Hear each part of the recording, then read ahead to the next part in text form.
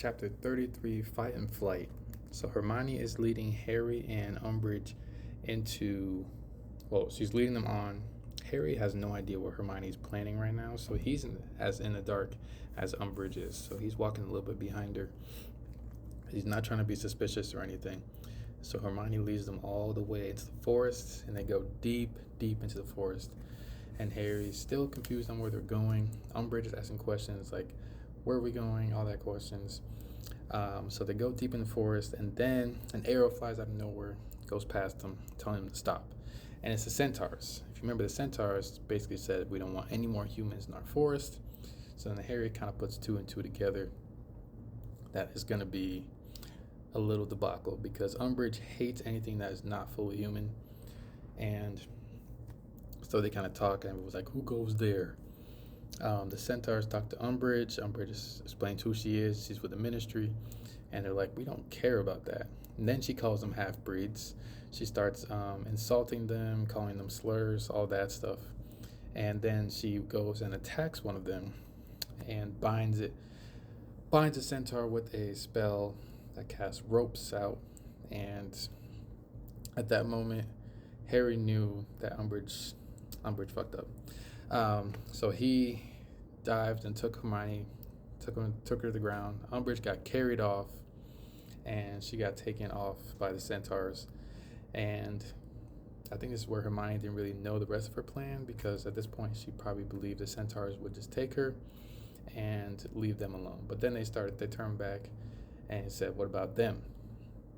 One of the centaurs was like, we don't attack children. But he remembered that they came back last time. So they were about to take Harry and Hermione as well. And they were actually about to take them and hurt them.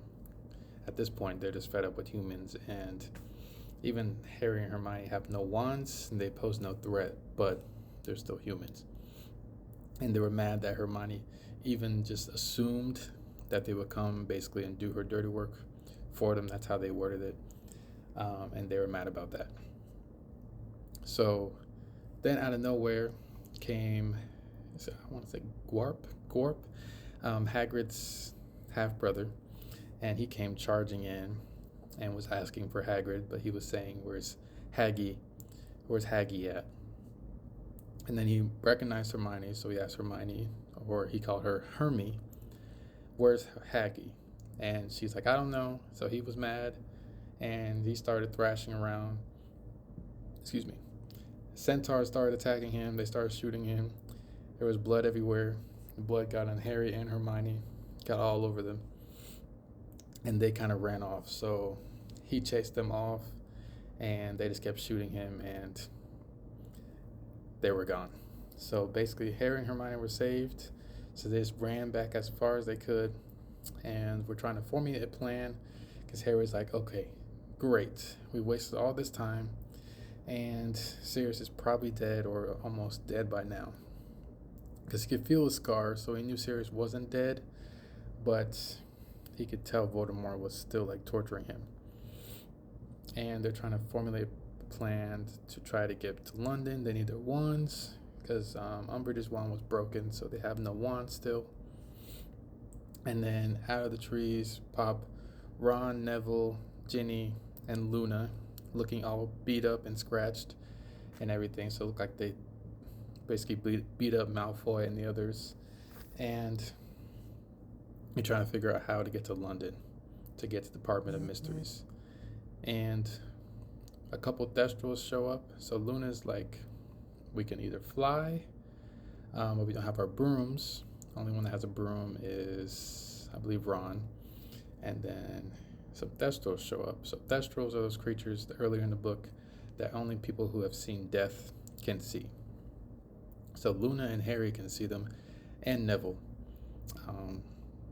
They can see them. Or just Luna and Harry. I don't think Neville's seen death, but Luna and Harry, they can see them. And they're like, okay, we need a couple more. But Thestrals are attracted to death as well, and they like blood.